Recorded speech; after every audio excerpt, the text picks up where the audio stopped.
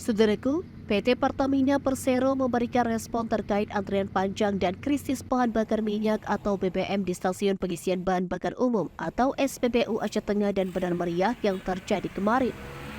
Meskipun terdapat krisis BBM di SPBU, namun stok bahan bakar minyak tetap tersedia di tingkat pedagang eceran.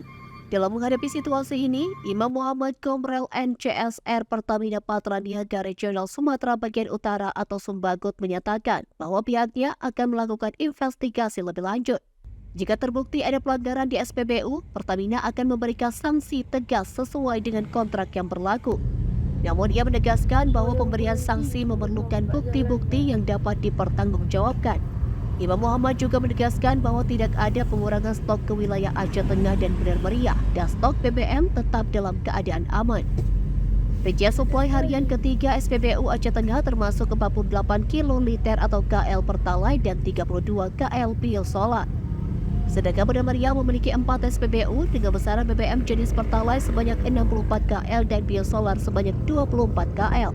Selain itu, untuk memastikan kuota dan tepat sasaran BBM subsidi, penyaluran Pertalite dan Biosolar di SPBU tersebut telah menggunakan barcode subsidi. Pihak Pertamina juga secara rutin melakukan pemeriksaan takaran atau tera bejana dan pemeriksaan kuantiti dan quality atau KIKI di nozzle SPBU.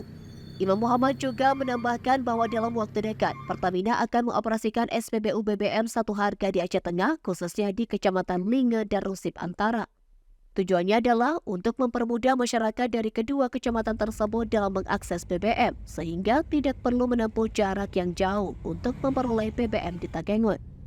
Dari Aceh Tengah, Romadani, Tribun Gayo.